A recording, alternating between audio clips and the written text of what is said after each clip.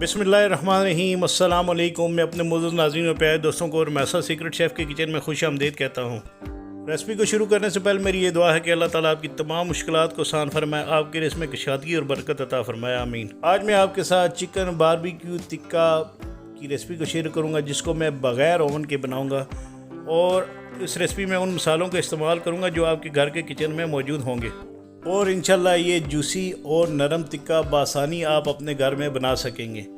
तो अगर आप मेरे चैनल पर नए हैं तो प्लीज़ मेरे चैनल को सब्सक्राइब करें, वीडियो को लाइक और बेल आइकन के बटन को ज़रूर प्रेस कीजिएगा ताकि मेरी हर नए आने वाली वीडियो मेरे मोअज़्ज़ज़ नाज़रीन तक पहुंच सके। तो चलें स्टार्ट करते हैं इस रेसिपी को। बिस्मिल्लाहिर्रहमानिर्रहीम।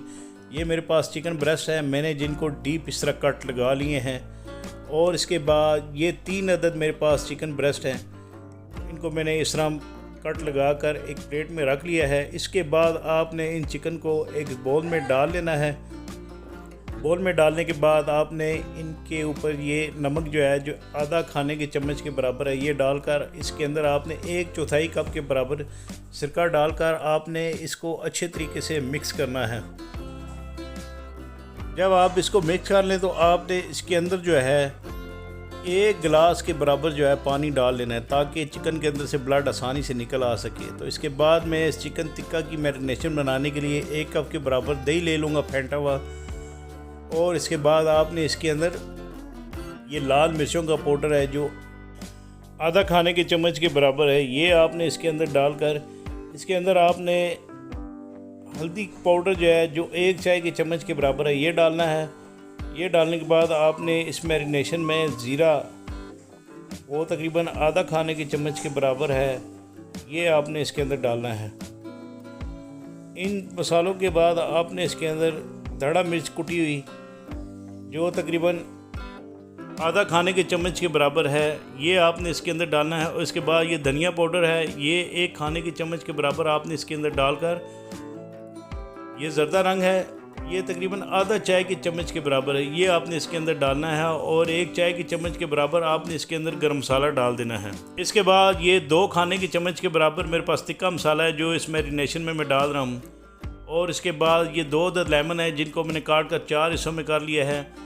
ये आपने एक करके इस तरह आपने लेमन को जो है, यानी लेमन के आधे पीस को स्क्वीज़ कर लेना है, इसके अंदर निचोड़ लेना है यानी।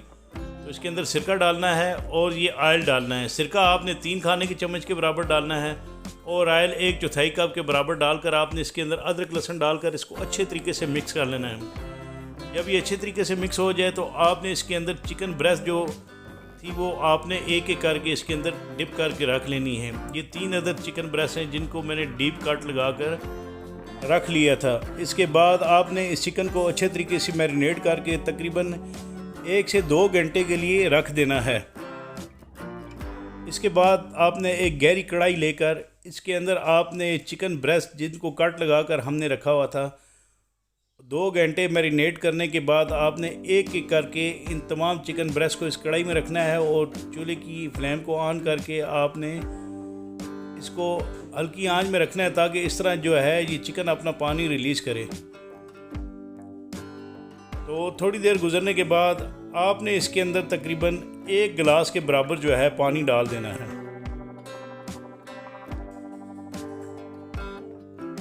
और इसको आपने कवर कर लेना है और आपने इसको अच्छे तरीके से बॉयल कर लेना है। और इसके बाद कवर उठाकर आपने इसको यानी इसकी फ्लेम आपने तेज़ रखनी है जब तक इसका पानी ड्राई नहीं होता। इसको दोबारा आपने कवर करना है और 15 से 20 मिनट गुजरने के बाद ये देखें ये चिकन का जो पानी है बिल्कुल ड्राई हो चुका है।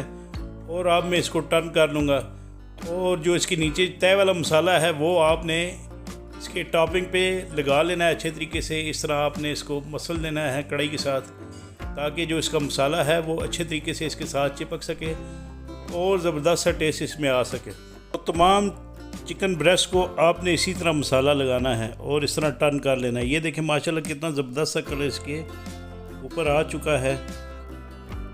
तो इसको भी टर्न कर लें और ये देखें इन तीनों का माशाल्लाह ज़बरदस्त सा कलर आया है।